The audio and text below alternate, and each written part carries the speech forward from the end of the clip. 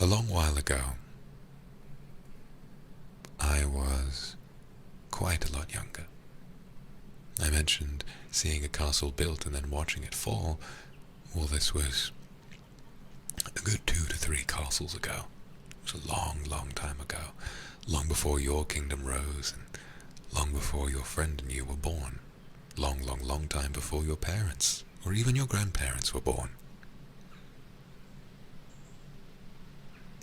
I think compared to how I am now, I might have even felt quite young. I was sat upon the branches of a tree, and I was waiting, having a conversation with a bird. When the bird was telling me about all sorts of things from outside the forest. The bird was telling me about the efforts of kingdoms nearby and the plight of the people. My heart wept, but I knew that if I protected this forest, that perhaps, before long, the resources here would grow to help the poor and to help the hungry to survive a little longer. I tend to my corner of the world, and the world shall tend to its. But as I was speaking with the bird, I noticed beneath me a human woman walking through the forest. Gently I climbed down from the tree and I introduced myself. She seemed afraid at first. She had never seen a horned man like myself before. But I apologized and I asked her to hear me out. I said that the forest was a safe place and that I would be here to guide her if she needed it. At first, she seemed closed off and quite startled, which perhaps that was due to my clumsiness at my young age, so I allowed her to walk on her own, and I did not follow her. However, the creatures of this forest, they speak to each other. They speak to each other with a quickness, and wherever she went, whether I was listening for it or not, I would always hear stories about her wandering from place to place. Now, she might have been a little intimidated by me, but that was not the case for the animals of this forest. I believe in a clearing nearby there was a lion, and I heard from the lion later that a woman had passed through, and when the woman passed through, she spoke with the lion. She ran her hand through his mane. She kissed him upon his forehead, and the lion introduced her to his family, to his pride. She spent the entire day with the lions. She helped them eat. They sampled some of her food, and she sampled some of theirs. And she became their friends. And then, the next day, I heard from a family of wild boar. The very same story. She had found them, befriended them, and shortly after, they had become friends. I found something enchanting about her, and I must admit, the fact that she had made friends with and spoken with everyone else in this forest but me, well, I might be old and beyond jealousy now, but at that age, I was jealous, deeply jealous. And so I began following her, and I attempted to speak with her again. And the next time that she spoke to me, she did so with a smile. She apologized, and she said, "Oh, guardian of this forest, I didn't mean to speak with you with rudeness. I've never seen someone like you before, and, well, I didn't know how to go about making friends with one like you. But this forest is soft. This forest is safe, and I feel as though now I would like to make your acquaintance." And so we did. I invited her to walk with me, and when we did, we wandered the forest for a time that I cannot describe to you. was a very, very long time spent together. We wandered and wandered for days and days, eating fruits from trees, picking vegetables, making friends with animals left and right, and before long, we had fallen in love.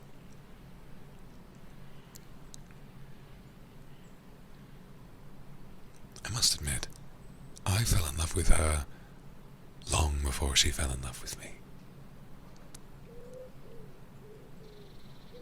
I found the way that she spoke with the animals even more gentle and even more reciprocable than mine. I felt as though I was callous at the time.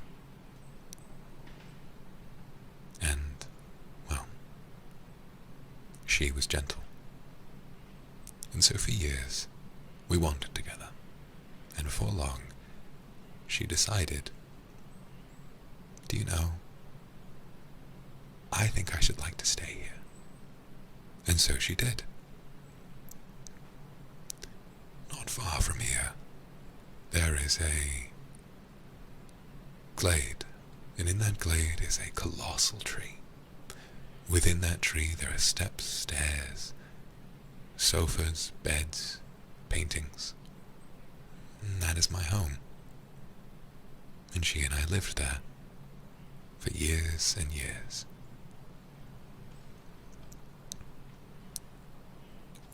We were never able to have children together, but we lived with one another for a long time.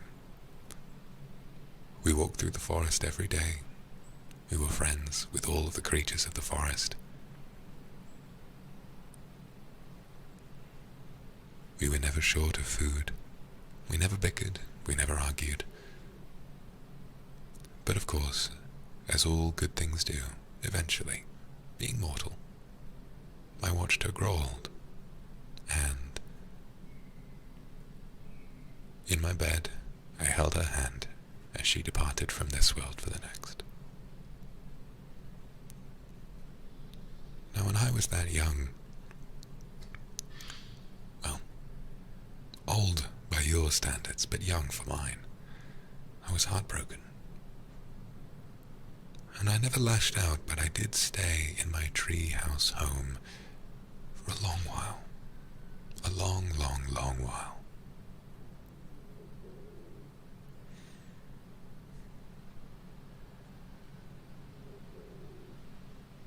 But then, I simply kept living, and I remembered that I had a purpose. My purpose is to guide the forest. And so, guide the forest I must. I wandered out of my house, apologized for my absence, and I continued about my life. That must have been 8,000 years ago, at least. And I think of her every day. But I don't do so with sadness.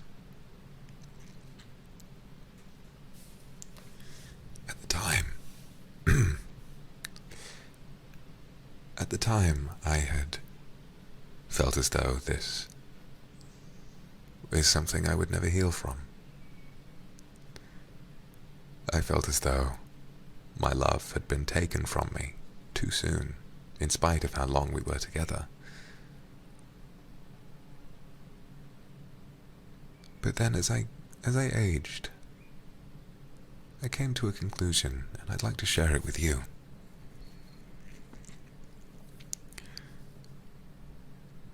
I believe that love is eternal, in a sense.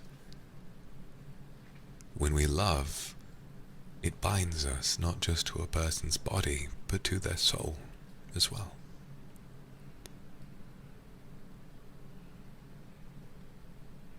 One day, I know that perhaps not for a long, long, long time, but one day I too shall die, and when I do, I shall finally get to see her again. For having loved her, even for a short while, in the grand scheme of the world, that in and of itself was beautiful. And I live after that love with not an ounce of regret in my soul. I live and I live and I live fiercely and long and with kindness. Because truthfully, even though she is no longer with me, she left me with a lesson. And the lesson is to remember that no matter what we gain and what we lose, we are always growing. We are always achieving new things, finding new people to love, finding new skills to practice, new hobbies to have fun with. And even if we lose something, we're not the people we are once we do. Once we've changed, we've grown. And I too, like each tree of this forest, have grown 1,000 times, even more so because of her. And how can you say that that is sad? I truly don't think so. And so I wander this forest, knowing one day I shall see her again, with no doubt in my mind that should someone else come to my forest, asking to see me, or perhaps to fall in love with me, I would only ever say no. My heart is for someone else. And should 8,000 years more pass, I'll always remember her.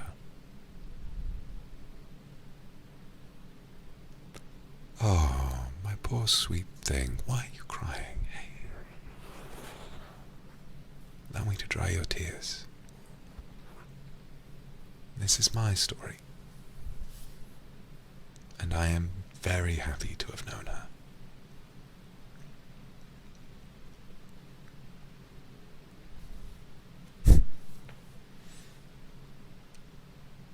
So, I've told you of my love.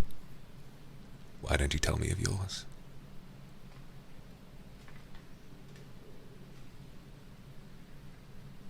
The connection that you and your companion have, I dare say it doesn't seem terribly... How do I describe this? Doesn't seem like the sort of thing had between just friends, does it? Ah, I see.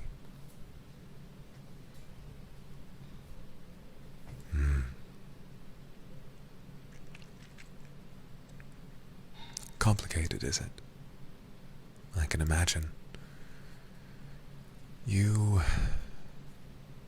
Well, I sensed the connection between you two long before you arrived. It's a very powerful one.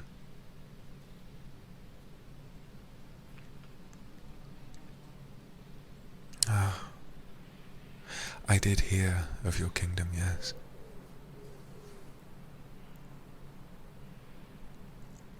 Are you aware of what happened? Well, it hasn't quite been destroyed, but it is under new leadership now, certainly. Without you at its helm, the enemies came in and they took it over. My hope for you is that whether you seize it back or find happiness elsewhere, that you do so in peace.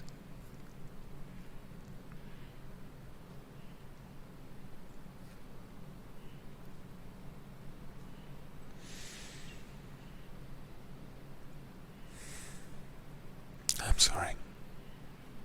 Your heart feels heavy with guilt.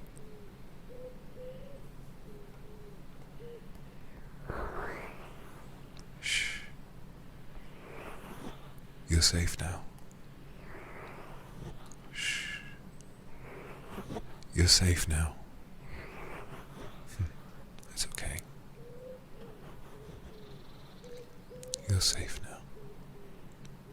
None of the ones who hurt your companion will follow you out here. And one day I'm sure you'll return there, stronger than ever. And perhaps your kingdom will be yours again. Although I sense within you now, your heart is confused somewhat.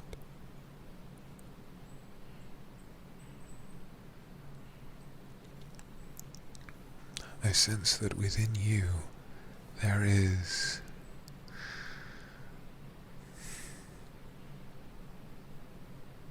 less melancholy for your kingdom and more for your companion.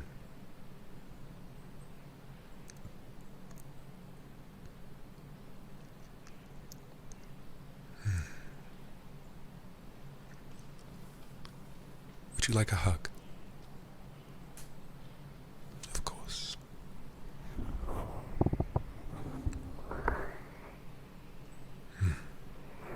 I'm sorry.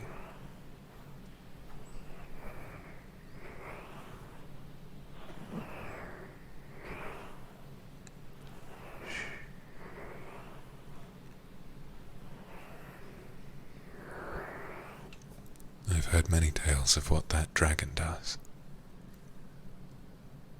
It's a terrible business. He's one that has no respect for the value of life. A deeply selfish creature. Although, I don't believe he's older than I am, so I haven't beat in that regard. Coming face to face with him was very brave. And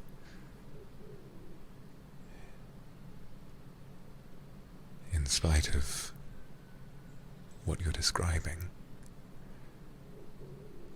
I would pray that you don't blame yourself. I would pray that you don't carry this guilt.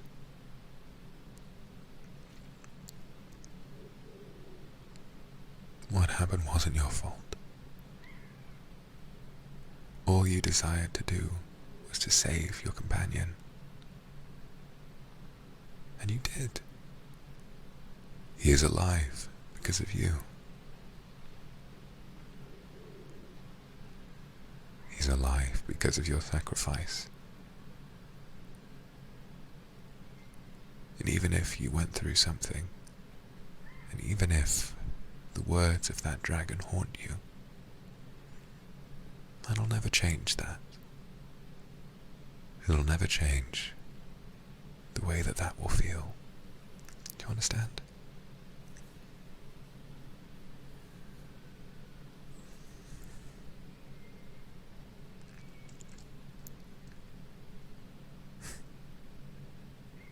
Your heart is heavy. Your heart is... It grows heavier and heavier by the second.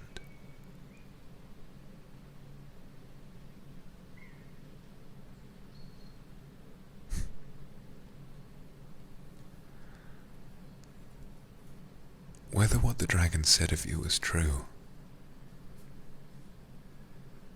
there is good in you. Everything about you is good. I don't think that any human being is truly evil. Every one of you is placed into the world in a different place. And all you have to do is to decide how best to live in that world.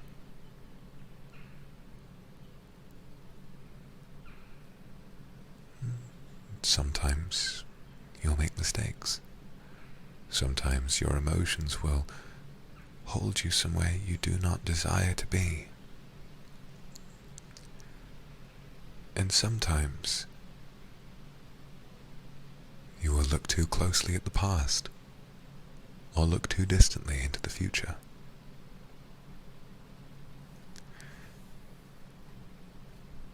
What happened with the dragon?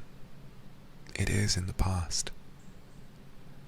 And where your connection with this handsome knight goes, that is all in the future. I would ask you, young one, I would ask you dearly, what is true at this very moment, on this day? What is the case? Well, by my reckoning, you were in a forest, being comforted by a non-hostile creature, listening to stories and feeling the wind upon your face, smelling the dewdrops on the early morning grass. The love of your life is alive, just around the corner, resting upon the same grass. He too is safe because of your efforts. And so for this moment, regardless of your guilt, and regardless of what was or what will be, at this moment, you are safe. Look to what is happening in this very moment, and I know you will find comfort.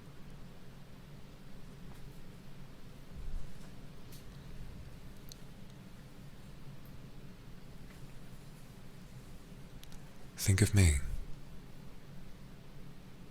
Were I to focus on the past, I would only ever see visages of my love, and I would miss her and I would cry. But because I look to the now, all I feel is the happiness she brought me. All I feel is how much I grew because of her. And so I do not cry. When I think of her, I smile. And that's all that I need. Little one, you are as strong as me. I've heard of no human that has been able to drag a body, clad in armor no less, up the slopes, across the lava flats, and up the steps of the dragon's mountain. Confront and fight the dragon, make it out alive, bring your lover back to life, and then escape unscathed. You are truly too hard upon yourself, little one. You truly are, and I'm sorry for that.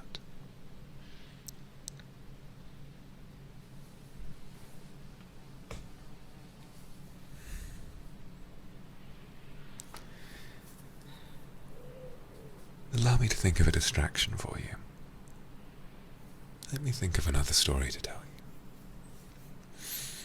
you.